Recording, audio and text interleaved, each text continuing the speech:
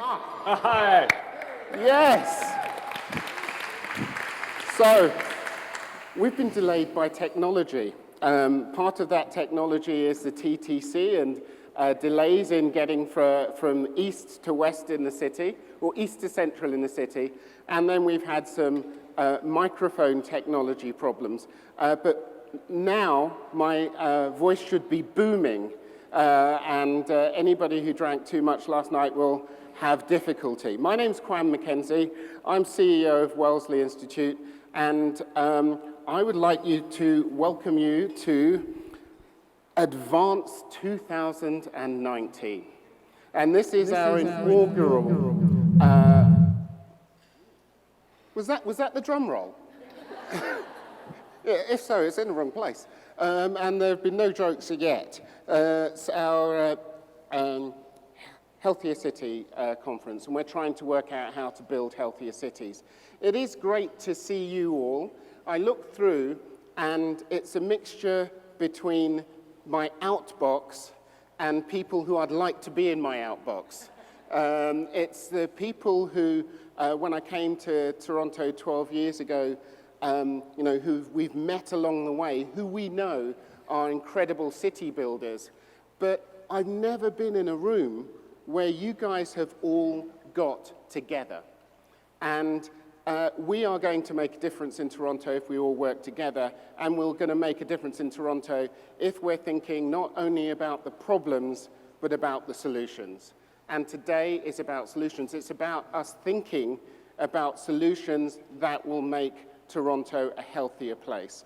So you're going to hear a whole lot of stuff from experts from the UK, from the US, from Canada, from Toronto, and we're hoping that you're going to be like sponges. You're going to suck up all that information, and that information is going to turn into ideas, which of course you've already got in your brain anyway, of how we can move things forward. I need to start like we always start, in thank yous. And the first thank you is an acknowledgement that the land we are on is the land of the Indigenous peoples of Canada, and that we are allowed to convene here through treaty arrangements, but we are allowed to be here. I also want to thank, after that, all the people who have built Toronto. Because we never talk about the fact that people just like all of us have built this city. Diverse people coming from all over the world have built this city and turned this city into a great place to live, a fabulous place to live. But it's not a great place to live for all.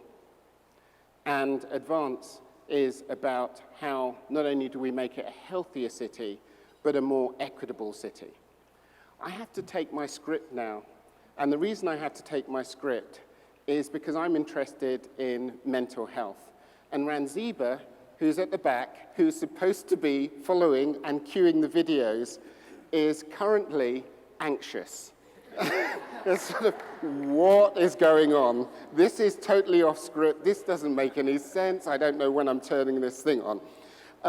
But one of the reasons I wanted to point out Ranziba is I want to point out Ranziba, and I also want to point out Michael, and they don't want to stand up, but they should do, because actually pulling this together is really difficult. And I know how busy people are, and I know how tired we get towards the end of the day, and so I'd really like to thank the people who brought this together at the start of the day as my third thank you. And also thank our volunteers and the people who are still manning the doors to make sure everybody gets in. So if you could thank them in the traditional way.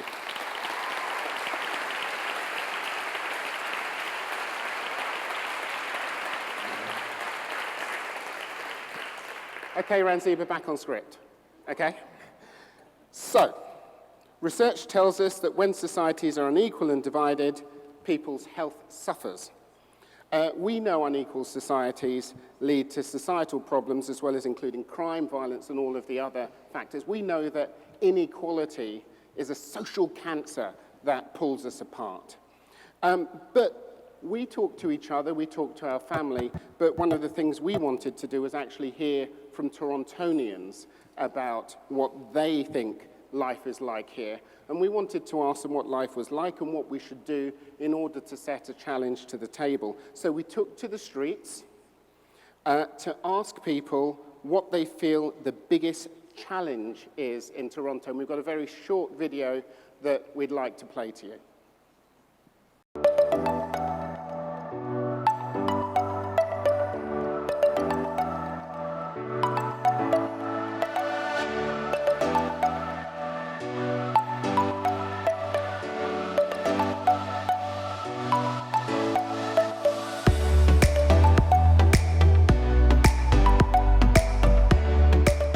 I think the biggest challenge facing Toronto right now is the housing crisis. Being an international student, for me, is the expensive housing. Like, we are not able to find houses easy here. If it trends continue, my grandchild would not be able to buy a house. Finding a place to live and a job. It's probably the poverty, so the homelessness is a big issue. Growing disparity between groups of people, the disparity between access to education. And also some of the neighborhoods outside of the city of Toronto are a little bit segregated. I think it's the disruption that growth causes to the entire community. Is access to mental health resources. And I see a lot of people that need those resources and need that access, but don't really know what to do and are stuck out on the streets. I think I would say climate change. I think the city really just isn't prepared to deal with the consequences of the changing climate. A lot of families don't have access to nutritious food. The biggest challenge that Toronto faces today is transit. There was a discount before to take transit between both systems. Now that's changing, so the price is going to go up for people that take the GO train and the TTC. The subway, so every weekend there's a shortage or a cutoff from either St. Clair Station to Lawrence or somewhere. But besides that, I love the city though. I love it. My Toronto is safe, to be honest. My Toronto is something beautiful. My Toronto is home. A strong growing city. Spontaneous. Spontaneous. Love it. There's always something to do. My Toronto is trying, but it can do better. My Toronto is changing, but it's still a fun place to be. My Toronto is a great city. My Toronto is diverse. Diverse. Diverse. Diverse. Caring. Is inclusive. My Toronto is my home. My Toronto is welcoming. Hopeful. I mean, we'll have a great future, I guess. My Toronto is neighborhoods.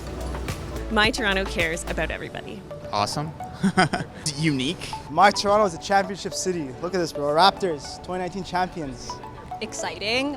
When I'm down here, I love the energy, I love the people, and I feel like it's just a really exciting time to be from Toronto. Good work.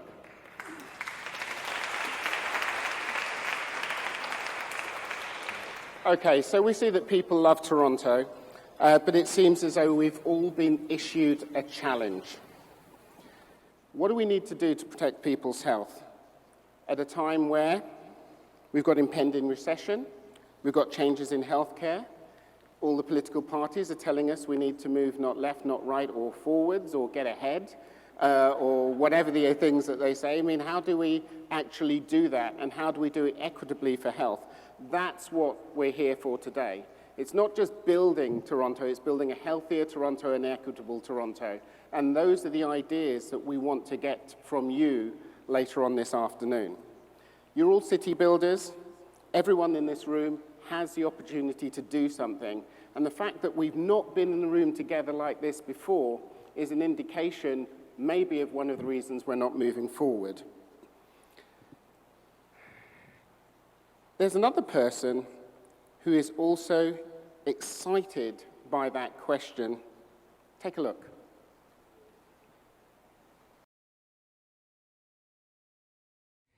Hello, I'm John Tory, the Mayor of Toronto, and it's my pleasure to welcome you all to Advance 2019. I would like to give a special thanks to all of our guests who have traveled from outside of Canada to join us for this special symposium. It's great to have so many people here dedicated to creating healthy cities and to support those who live in them. It's crucial that we have these important conversations so that we can contribute to and sustain the health of people who live in urban centers. And of course, that's an increasing portion of the population. There are issues that all big cities face, and the lessons learned, the collaborations that are formed here today can have a path forward in safeguarding the health of our cities and their residents. Every aspect of city life is connected to health, health of one kind or another. Cities can play a unique role in bringing together people, leveraging resources, and resources, of course, are key, developing solutions and driving action towards the health and well-being of our cities. To address health equity challenges and promote well-being for all cities, they need to be equipped with the necessary strategies, the resources, and the capacity to encourage discussion about how cities can thrive. It's a good thing that this room is filled with all of you who are solution makers. We have a big opportunity right now to learn from people in our own cities, as well as cities across the world. It's time for us to leverage this pivotal moment and advance the health of our cities. And so I wish you all the best during your stay here in Toronto and your time at Advance 2019, and expect to see you all back again next year. Good luck with this most important work that you're doing.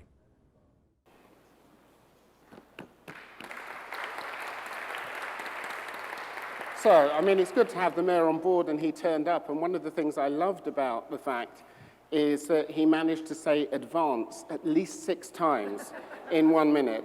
And that's really important, because that's what we're thinking about. It's not about looking backwards. It's not about deciding what all of the problems are. It's about solutions. Now, I'd like to introduce Danielle Martin. Dr. Danielle Martin is a family physician, an author, a leader in the debate over the future of healthcare, and she's also the Wellesley Institute board chair. So she's my boss, and you'd better give her a warm welcome.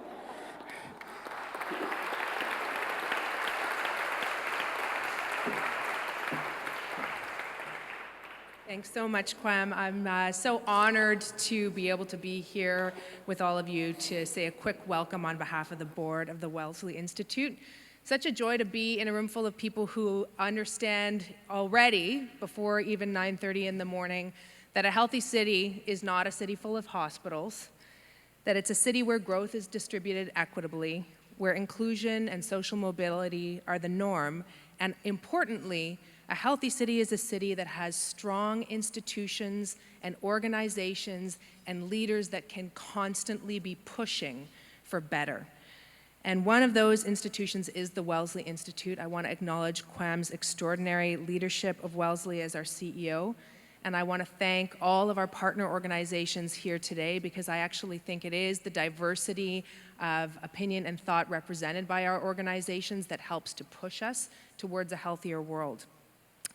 One of the ways that we can all help to contribute to equity is to reflect on our own privilege. And I want to say what a privilege it is to be able to sit as the board chair of a high-functioning organization, a privilege I share with many of the board members who are here today, and I want to thank them all for coming and assure you that we all understand the duty that comes along with that.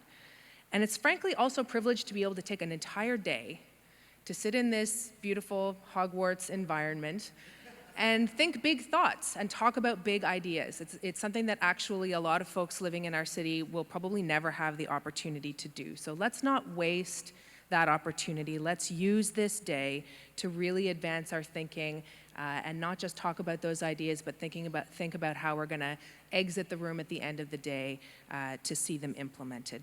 Thanks so much for coming, and we look forward to a tremendous day.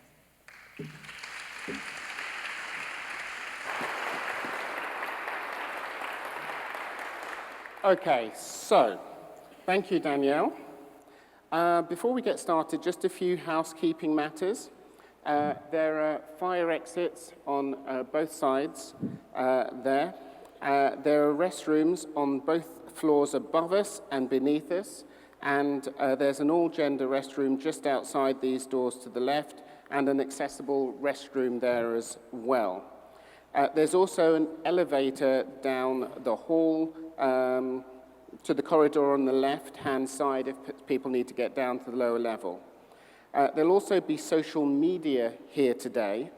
If you haven't connected to the network, the screens will show, perfect, login information, and please make sure to tweet us using the hashtag #Advance2019.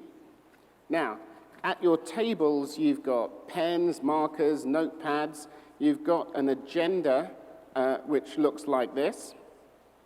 And you've also got postcards with the Symposium graphic on them, and they've got questions, sort of, my Toronto is, I will, what I'm going to do to create a healthier Toronto, and a healthy Toronto is.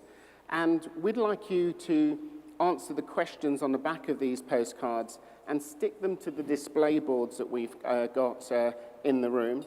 And also you can leave them at the registration area.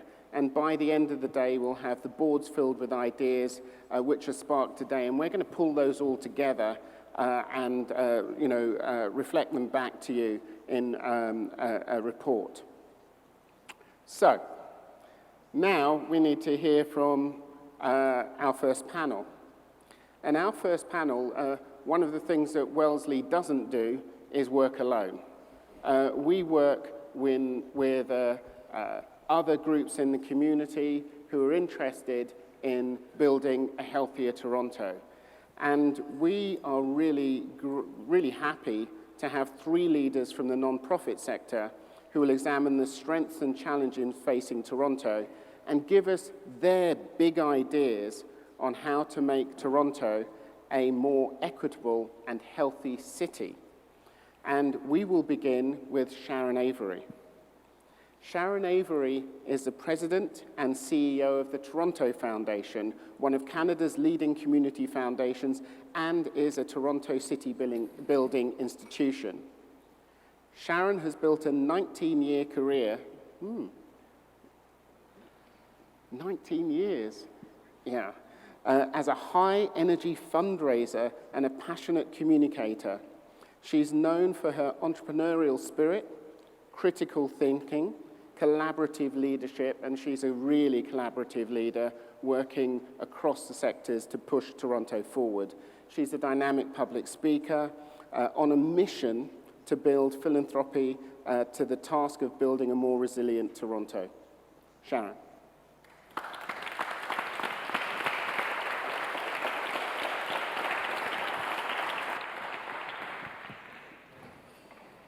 Can I steal that podium for a sec? You can steal the podium. Thank you, sir. I realize I better update that bio. It's probably more like 22, 23 years now. But thank you. And thanks for, I can't believe I get to be first. It's very exciting to be a part of this kind of dialogue. I just hit my 3rd year anniversary heading up the Toronto Foundation. And I think I can honestly say that it has been a journey of really trying to figure out where we should fit. I think community foundations exist all across the country. They exist all across North America. But Toronto Foundation started late. We are a very young foundation in the community foundation world. We will only turn 40 in 2021. Most of my peers are 80-plus-year-old organizations. They are incredibly well established in their communities. They are sitting on enormous undesignated bequests. And many of my peers see themselves more as funders. And I say that to you not to be disrespectful to them. I think I would love to hold a massive undesignated bequest that I could hand out to all of you. But we don't have that at Toronto Foundation. We started in 1981 during a financial crisis. What a great time to start a community foundation. And we have a very strange portfolio of assets. We actually hold endowment funds for 40 charities in this country. We have 500 committed philanthropists who have their donor-advised funds with us. That is a very strange beast to lead. It's very different than having an enormous amount of money to give away. And we have to be more nimble, we have to be more entrepreneurial, we have to be more creative, and to Quam's point, we have to be collaborative.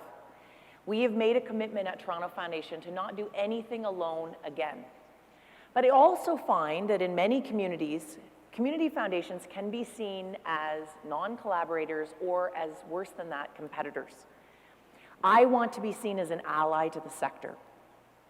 A question I have for the room, just with a raise of hands, how many of you see your role and your mandate of whatever organization you belong to as to system change?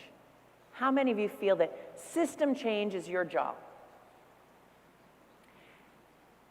So I think it's my job too, but my big idea for you to think about today, and that I would like you to chew on over the next little while, and please come talk to me about later and after today, is that philanthropy itself is a system.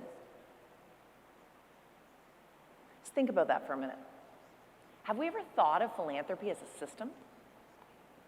Philanthropy, fundraising, wealth, power, influence. It's a system.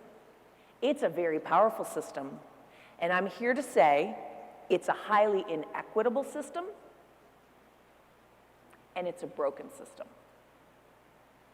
And my feeling is that my job, leading a community foundation in this great city, but not great for all, is to fix that system, to stand up for organizations that are underfunded, that are ignored, that are actually doing the heavy lifting on the intractable problems and aren't being introduced to the financial support they need to survive and thrive. The statistic that keeps me awake most nights is that 66% of all donation revenue in this country goes to 1% of the charities in this country. 66% to 1%. That same 1% gets 67% of government funding. That's what inequity looks like. That's inequality in the sector. And my goal is to disrupt that pattern. My goal is to start to have meaningful, privileged conversations with the affluent about their philanthropy and bring them into a more equitable conversation. To start with the issues, not the institutions.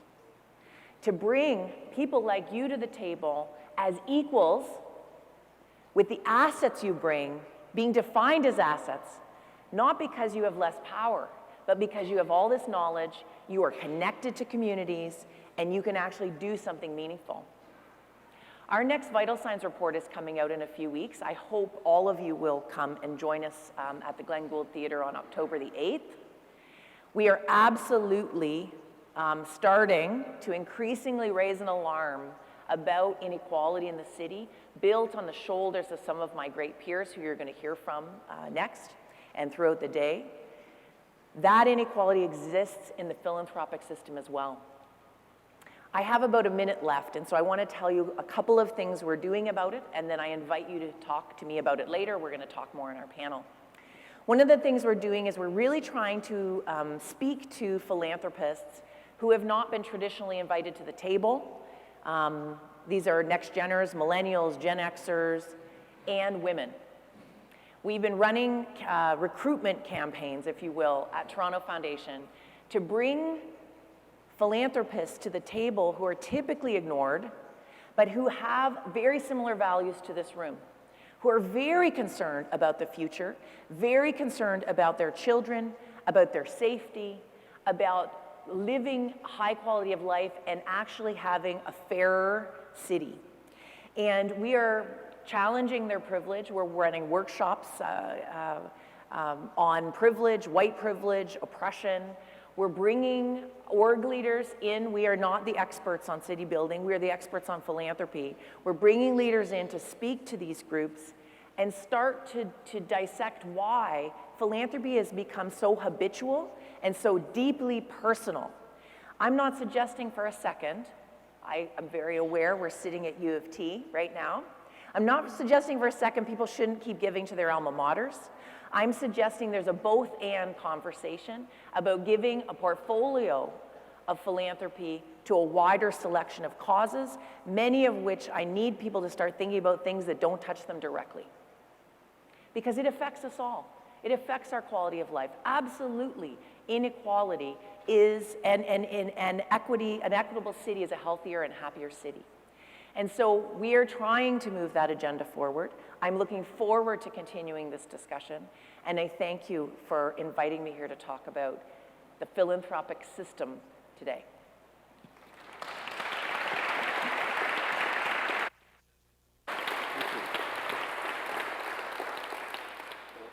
Now, my Italian accent is pretty poor, so trying to say Daniele Zanotte, near? Yeah, terrible. Daniele was named the President and CEO of the United Way in June 2016. With more than 20 years of experience in the public and non-profit sector, he has earned the reputation as an accomplished, strategic, and energetic leader. As the largest non-governmental funder of community services in the GTA, United Way Greater Toronto reinforces a crucial Canadian community safety net. United Way's network of agencies, initiatives, and neighborhoods across Peel, Toronto, and York region works to ensure everyone has access to programs and services they need to thrive today. And their policy work has been spectacular over the last little while. And as when we have the ex-director of research here, who just did one of the most fabulous jobs in a research group in this sort of organization. And so we are really glad to have you on board, Daniele.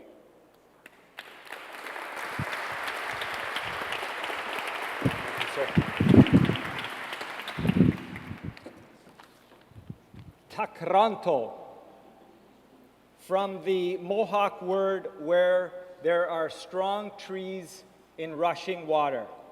Takranto until 1695, when it is believed an Italian cartographer, Vincenzo Coronelli, changed the spelling to Toronto.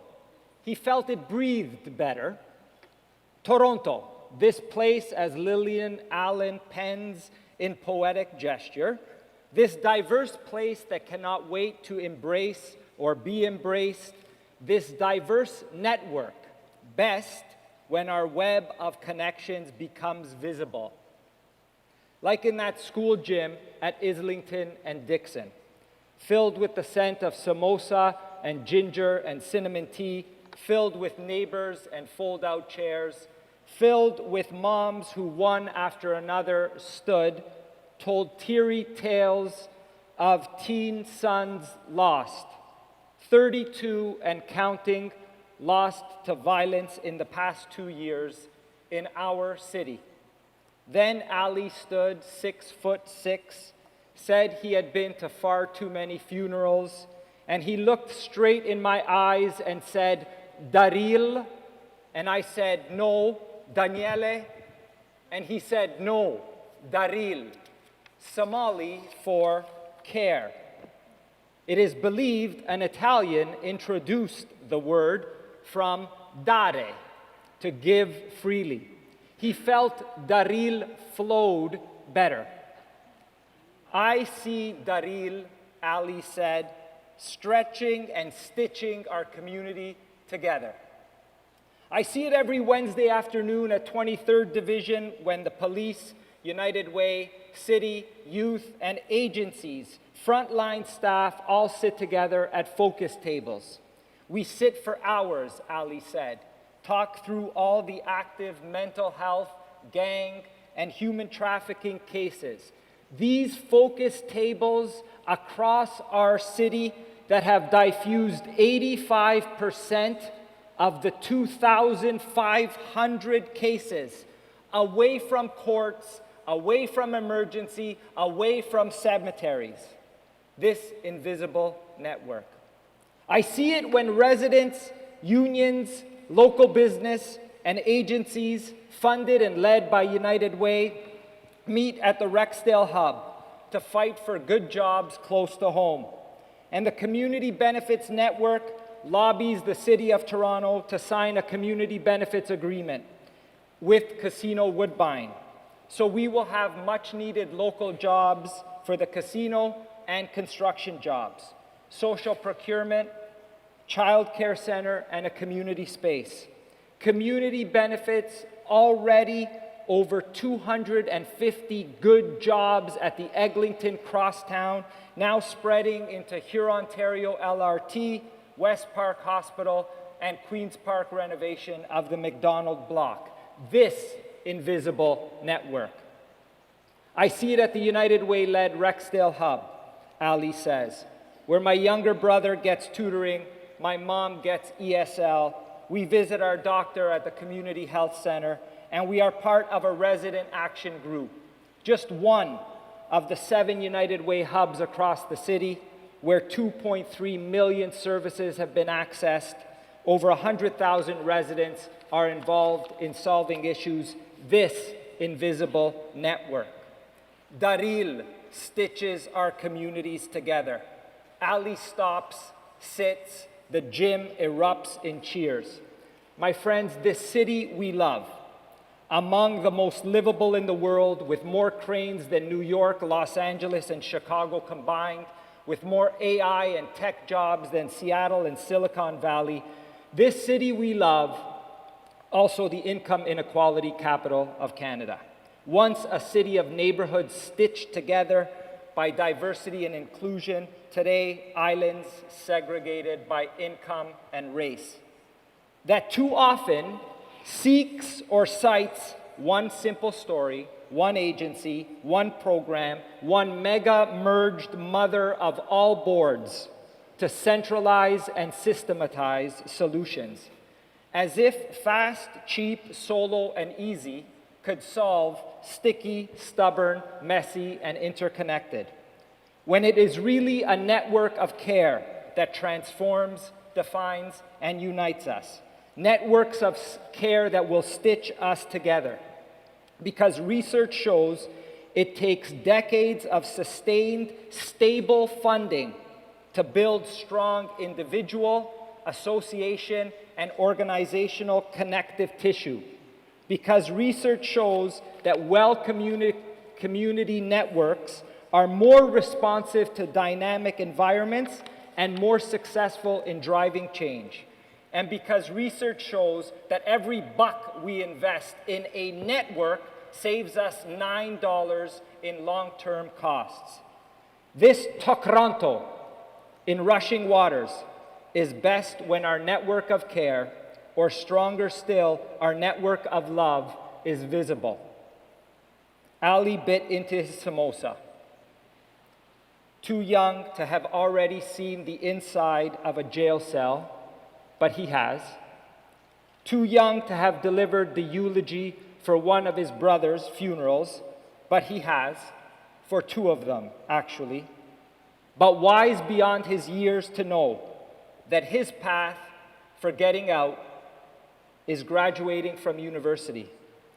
And Ali wise enough to know that our path for getting out is only Daril, networks of care that will stitch together some of the unignorable tears in our city sky. Great job, man.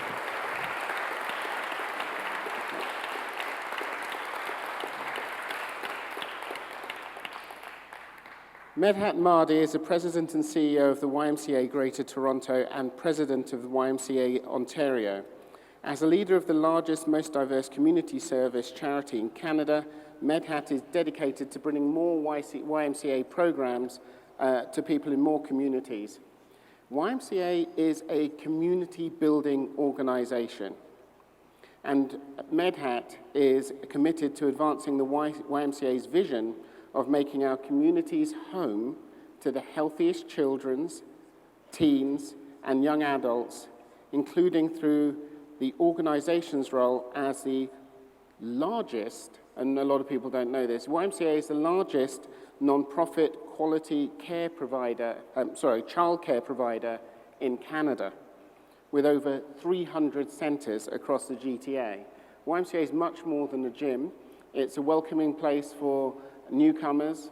It's the greatest childcare provider and also does schools and community development. Medhat.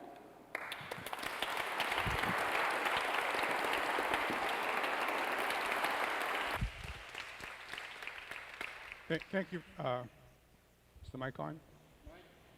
Thank you for that introduction. And just because I'm from the YMCA, I'm not going to break out into an aerobics class with this. And I've been preparing a number of talks this week, and one for my son, who's getting married on Saturday.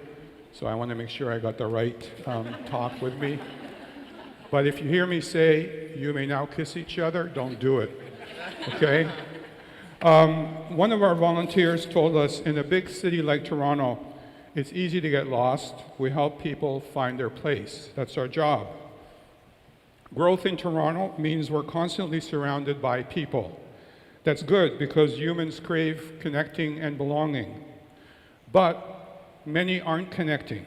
Instead, we're seeing and experience loneliness, exclusion, and isolation. My big idea is that every person in Toronto can access their place in 10 minutes. In 10 minutes, they can feel safe to be themselves, learn and grow, make connections, and give back. For some, that might mean a 10-minute walk, bus ride, or drive. For others, it could mean logging in at home and accessing a virtual community. To do so, I believe we need to build an interdependent community network that provides people in our region what they need to improve their health and their well-being. Now, we, who are program and service providers, need to work together, rely on each other to do what we do best. I'll give you an example. We're building a new Y called the McDonald Family YMCA near Richmond and Spadina. It will have a health and fitness center, but it's placed in a geographic ring of complementary supports. The nearby Vanali Street YMCA near Queen and Spadina supports homeless and street-involved youth as they set themselves up for a brighter future. Beyond mental health, employment, housing support, and legal services, these youth can access at Vanali. The new McDonald Family Y is just a short walk away. Teens can get active with all its benefits for physical and mental health in a safer space where they can start to rebuild trust, meet positive role models, and connect with community. And we know that has a very positive impact. But it's more than the Y. Eva's Phoenix is going to be nearby. Artscape is going to be nearby. The Center for Social Innovation will be right there, and more. So imagine the difference we could make in teens' lives, the circle of support they could access when all of these organizations work together. Organizational self-interest can be the biggest impediment sometimes to progress. Now just look around at the incredible brain power and experience that we have in this room. We have the tools we need to make real progress. We need to figure out how to bring them together for the good of our communities. I believe we need to take some new steps. We need to map our spaces and programs. What are the needs and opportunities in each neighborhood? And how are we meeting them? Where are there gaps and overlaps? How can we work together to adjust to the needs in our neighborhoods? We need a shared understanding of how programs and services are delivered, and a common vision around what happens inside our spaces. And namely, we need to transform our spaces into places. Transform our spaces into places. A space might just be a building, a gym, a childcare site, a newcomer information center. These spaces, in and of themselves, might not mean very much to people. But what's really critical, it's not the building that's important, it's what happens inside the space. A place is where you belong, where you feel like a somebody. At the Y, we believe there are three senses: sense of belonging, a sense of community, and a sense of purpose. We aim to activate and stimulate those senses so people can feel like they belong, feel like they're part of a community, like they're part of something bigger, and that's what makes spaces places. This isn't only about those who feel isolated and lonely. It's about everyone. It's about you and me. You can never belong too much. Those who already have connections can only benefit from more. They can strengthen existing bonds and build new ones. Get involved as volunteers. There's no ceiling on belonging. It is a lifelong journey. And belonging is more than the absence of loneliness. People who feel they belong have higher levels of well-being. They feel and function at their best. So being able to walk to your place in 10 minutes doesn't just mean you're suddenly not isolated.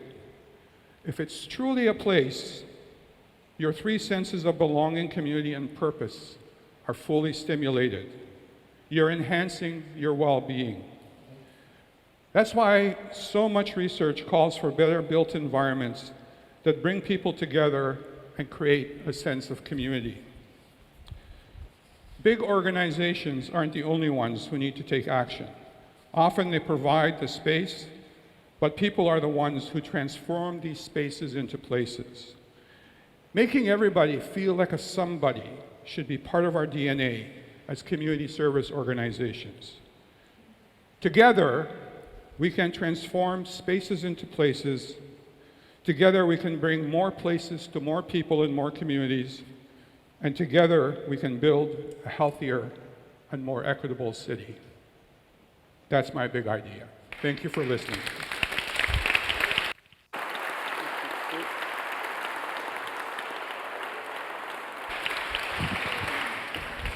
So, the traditional format is now that we have a bit of a moderated panel, but we're not going to do that. So we're going to go straight to asking you questions you have.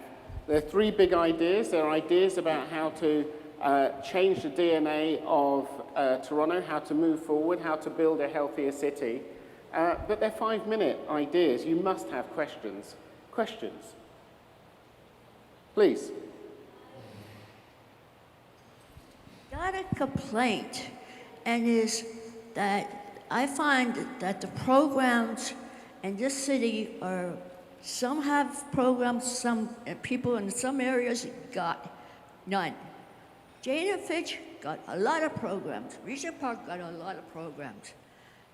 And the job programs you were talking about. Oh, Rexdale Hub, we got people working at Eglinton Crossways, and we got working where the people in my Toronto housing building, other than that program in the summer, only one teenager got a job. And there has been so many, and there's no programs for those kids in my area. They should have that university program to get them into university, but there's nothing for the kids in my area. It's a Toronto housing building. There has been murder of a teenager murdered someone. There's a woman got murdered, but there's nothing in it. So some areas of the city got programs, but we're a priority and no one has set up anything in our building. Perfect. Comments?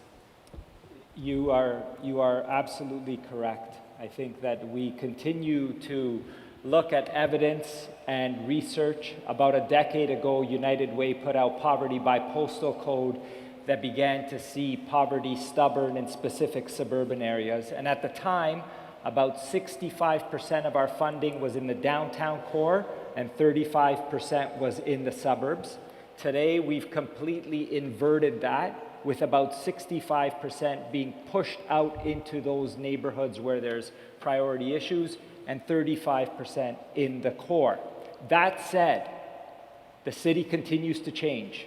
Neighborhoods continue to morph. And as Medhat so eloquently penned, I think, we need to look at neighborhoods systematically and begin to see the changing needs and not imagine a seniors program has to be in an area in perpetuity, because seniors move out and young people's come and they may need other programming. We don't have a dynamic system like that, my friend.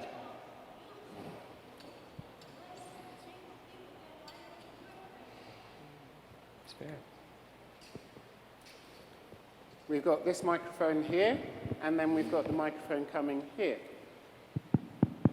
Is there? Good morning. This one's for... We've got Peter McLeod, and one who's the ex-chair of Wellesley. And one of the wonderful things that I once saw Peter do when he was moderating is he reminded everybody about questions. And he said a question tends to be short and tends to ask something of somebody. It tends not to be two questions. It tends to be one question. And if you make a statement that then goes up at the end, it is not a question. Yeah? So, in order to make sure everybody gets a chance, questions. I like the last one. It got to an actual question, and so I'm going to say to everybody, let's have some questions. Oh, you can turn him back on now. Okay, so this one's for Sharon. So you said you want to connect affluent people to inequities and not institutions, but when do we connect affluent people to people who are experiencing the inequities? Absolutely. It's a great... Are you happy with the question? That's a perfect question, man. And I'm happy with the question because that has been something we've been working on. So I'll give you a specific example. I was part of the resilience work in the city and had the pleasure of sitting with these two gentlemen on the city steering committee. But at the same time, we gathered about 115 young people to start their philanthropic journeys together. And one of the pieces of that work was working at the neighborhood level, bringing young philanthropists to the table to meet local residents and actually hear from them what they see the issues of the city being. And it was a pure listening exercise. It wasn't we were really trying to experiment with eliminating some of the power dynamics, but actually getting these young, many of them were affluent, but a lot of our young philanthropists are first-generation Canadian. They're enormously culturally diverse. Philanthropy is predominantly sort of at the 50-year-old and older, it's predominantly white still. And so we wanted a diverse group to go to those communities, not bring the communities in for a show and tell, but go out, meet them where they're at, meet them in their place, and learn and listen in dialogue. It was sort of our first experiment in this space. We're trying to do this extremely respectfully, but to your point, we believe that the best voices to teach are those that are living the experience. It's not just about, many of you are experts in your fields and you're wonderful and you're part of this network of love, but actually listening to those who are not happy with how they're experiencing their lives and what can be done about it, and hearing those solutions was part of it. The last thing I'll say is that we had a granting program connected to that, where we empowered the neighborhood community groups and the residents to identify solutions to some of the local issues, and we immediately granted to that work following that interaction. So we're just experimenting, but we're trying to get to that place, and we hear you. Lived experience is fundamental. We've got to change who's at the table. I have a slightly different question, but on the same theme. I think it's tremendous the work that you're doing to broaden your base of donors, and it sounds like those younger people are very interested in the kinds of conversations that you're holding. When you talk about bringing the affluent into more equitable conversations, I'm wondering how you're doing with the traditional donors, the over 50 white guys, most of them probably, right, who are giving their, 67% of their funds to, are you trying to bring those people into conversations, and how is that going? It's an interesting challenge. One of the first things I did when I arrived was just look at our existing base. And it was predominantly white male, although more women tend to be involved in community foundations because of the philosophy. It's been interesting. We've been introducing learning journeys, with our next geners. It was a 2-year learning journey on urban resilience and philanthropy. And what we learned in the recruitment process is that it was actually a state of mind, not an age, that mattered. So interestingly, in that 115 young people, there's at least 7 over 45, and certainly one well into their 50s, spouse of, but very much a participant. And so we're going to launch this program again this fall. We have 75 on a wait list, and they're all ages, and we're taking the sort of the age demographic out, because what we're recognizing, you know, Medhat and I have in common John McIntyre, a member of his board, used to be a chair of Toronto Foundation. He might not appreciate me identifying no hashtag tweets of this statement, but he would be in that older white gentleman category, but he is that mindset. And what we found is that profile is this: intellectually curious, open-minded, humble. And so I've stopped worrying. This is, you can imagine as a longtime fundraiser, you sort of spread the net quite wide. I've stopped worrying. There are some I will never convince to come into this space, but there's absolutely a mindset, there's a type, there's a target that is looking for the open doors. And wonderfully, many of them are working already with my colleagues on either side of me, but we want to just take that further. Just a hot pursuit, if I might. I think we have conversations. It's important to have a conversation about philanthropy. But at United Way, there's about 200,000 donors that give to us each year to make us the largest and most generous United Way in the world. They are as diverse and beautiful as this room. It goes from a philanthropist that Sharon might be explaining, and that is the typical, what you would imagine, but it's also a woman who on Tuesday at the TTC stepped to the podium to say she is not only a volunteer with the United Way campaign, she's a donor to United Way with $1 a pay, but she also 5 years ago accessed supports when she fled domestic abuse. So let's not get into an us and them, an othering. They are us. Philanthropist is also a $10 donor. And the only way we will build livable is if we communicate what holds us together, not X% and another percent. I think it's important that we in our world find an inclusive narrative to engage all who give, because today a philanthropist is also somebody giving $10 as opposed to $1 million. And if I can hot pursuit that as well, totally agree. We want to redefine what philanthropy means. Right. Philanthropy is a love of humanity. That's right. And so that's what I mean when I say assets have different, like there are different definitions of assets, and it is so critical that we start to equalize this conversation. Absolutely agree. Yeah, I just want to add that to your question and the question over there. The first thing we look at, because we're in a very robust fundraising campaign to build new Ys across the GTA, and the first thing we look at is values. How do the values of the person we're speaking to align with the values and the intent of what we want to do? We're very focused on inclusion in terms of, as Daniele said, the diversity of the people we're working with and the prospective donors. And the other thing is we have never accepted a donation from somebody who has not visited our programs and talked directly to our frontline workers who are working in the communities and working with a lot of the challenges. I mentioned the Vanali Street YMCA, which is a center for street involved and homeless youth. Almost all of our donors have visited that place. They visited some of our other locations. So we want to make sure that they make that connection with the frontline staff who are working there, and where possible to talk to people who are actually participating in the programs.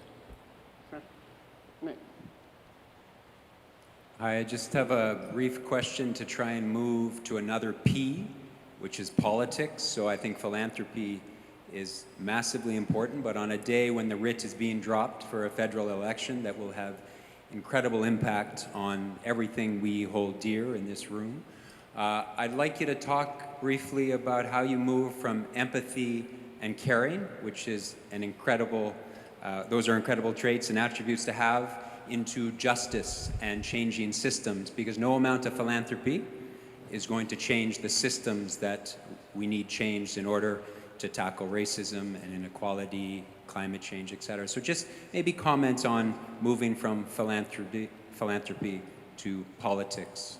Thank you. I note Adam Vaughan in the back almost cheering. So. I think, thank you for that, Nick. I think we would all agree we're not going to fundraise or social service or charity our way out of this. And about a year and a bit ago, United Way funded a broad collaborative of associations, faith groups, agencies, individuals called Ontario for All, that began working with all parties leading up to the provincial election on some key issues. And because I agree that the only way we're going to address this is by building civic muscle and getting people involved and speaking to their local politicians at all levels. And how we as organizations support that and fund that work, managing the criteria of our legalities and charitable status, is critical. But it's got to be on a broad collaborative, and Ontario for All would be one small example of how we try to mobilize that. So I spent the summer negotiating with the federal government to become the home of the new Partnership for Gender Equality. If you heard, in June there was a big announcement for a $300 million fund being created. It's a permanent fund, and the money will be 100% gender screen invested, so a responsible investment model, and all the money made on it will be granted globally to support girls and women. Community Foundations of Canada has worked on a parallel domestic strategy. And I can tell you, first of all, it decimated my summer in terms of trying to get the whole contribution agreement negotiated before today. It's something that would normally take 8 months. But what it showed me was the potential our model has to create a collaborative funding environment that actually stitches together the sort of larger NGO agency world with government, using social finance as a tool in a really interesting way that made me wonder, what if we three proposed something of that scale to government, and what is the possibility? Because it doesn't matter what political spectrum the government is on, leverage is always at play, and solving these complex problems is always what they're trying to deal with. And so I actually am very excited about the future potential of the combination of philanthropy, social finance, because philanthropists can spend money on the risky stuff. They can be out in front, they're the risk capital to try new things. And then a fund or a government investment is always second in, third in sometimes. But there's some really creative new tools that we can all use. I will put a pitch out there that at some point in the next few months, community foundations across the country, and certainly here, will be investing, granting money in social finance readiness for organizations that are curious about this space, but need the funding to be able to learn about it. More in this space. Julia Howell's in the room, and you can grab her card so that when we know what we're rolling out, you can too. But we actually think there's a whole new place in the political spectrum to be using social finance and partnership with government in a new way. Our approach has been to try and understand what's happening. We're on the ground, we have a lot of experience, and we try to take that to the bureaucrats and the politicians. One of the things that we found very valuable in those conversations has been the evidence and the research we've been doing, the well-being research we've done. So we try to make a very clear, strong case for the services that are needed and the impact they have. And so that's kind of our first approach, is to build the case, build the understanding of the importance, and build the understanding and we've worked with different governments. We've been around for 165 years, so not me myself, but the why. So we worked with different governments to try and influence as much as possible, a direction that is maybe less harmful and more positive. So that's the approach that we've been taking. Hi, love the big idea of network, but just wondering how will we hold those networks accountable that the output of their work is beneficial to the groups that need the care, and the output is not just networking itself. So love the idea of networking, but just want to know how do we build that accountability in so we get past the individual agency stuff and the output is real change for the people who need the change to happen. There should be no network without those people at the table and leading that network first, and agencies and corporations coming after. A very small example, Regent Park, the Daniels Corporation brought up a range of residents, associations, and agencies together, provided some seed funding, which a range of donors matched.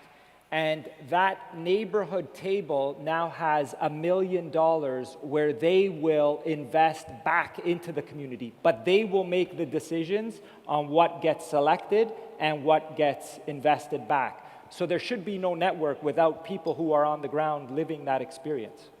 One thing I would add is there's also self-accountability. Our neighborhoods change over time. Some neighborhoods that started off as being well off are now not that well off, and vice versa. So for us, being able to monitor, and we've invested in monitoring what's happening at the neighborhood community level to see how things are changing, to hold ourselves accountable for making adjustments, and also to look at where are there gaps and how can those gaps be filled. So I think there's the I agree with Daniele around the accountability of those involved, but also the self-accountability of understanding how the network you're involved in is the area you're involved in is changing, and being committed to adjust and not being committed to keeping things the way they were. One final outburst, because we got 32 seconds, and I'm really concerned with the systematization of everything that's going on. So we've got massive boards on the health side who are looking at massive geographies. Bigger seems to be better in their world.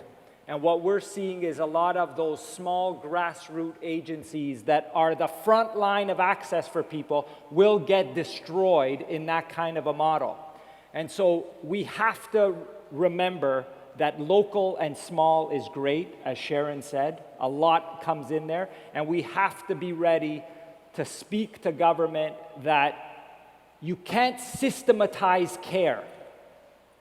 And we've got to find a better way to keep this messiness and equilibrium going, because I do worry we're going to get further and further on decision making away from people on the ground who are most impacted. Hey.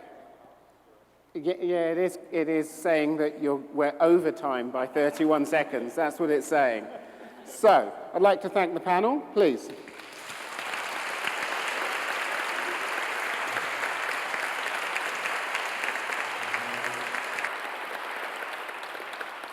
So, with a bit of luck, from the questions, from the answers, it's messy, okay?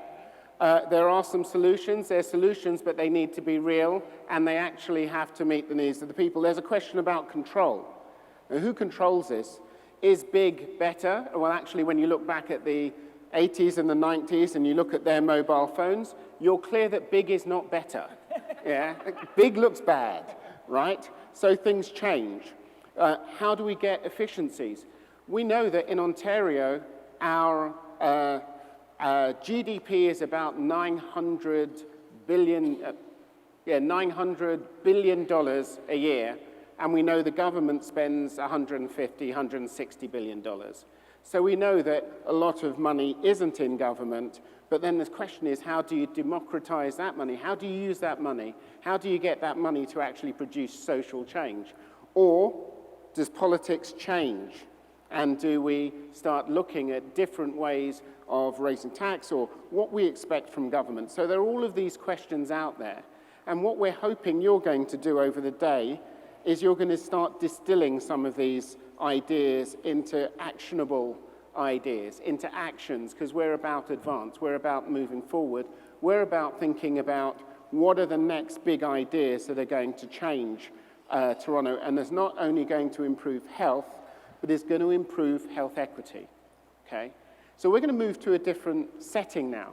We're going to move to smaller conversations, and we've got 3 panels. And they'll start at 10:45, but they'll be smaller, and there'll be about a third of presentation, but the most of it will be interaction and generation, okay? And we're going to do that during the day. Throughout the day, you'll see that there'll be some smaller bits where there's lots of interaction, some other plenaries, and we're going to move backwards and forwards. You'll also see that this is being captured by our resident poet from Scarborough, right? Stand up. So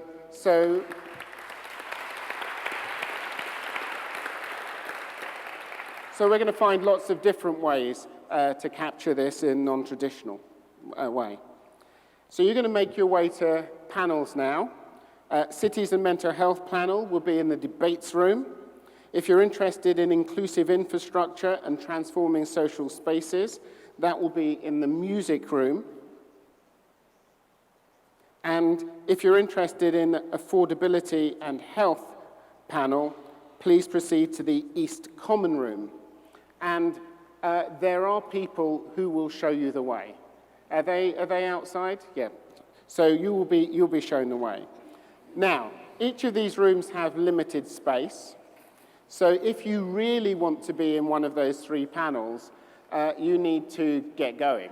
Otherwise, you've got 15 minutes. Now, remember to fill out those postcards. We want to capture these ideas during the day. Another hand for the panel. They've been brilliant. And I'll see you in those panels. Thank you.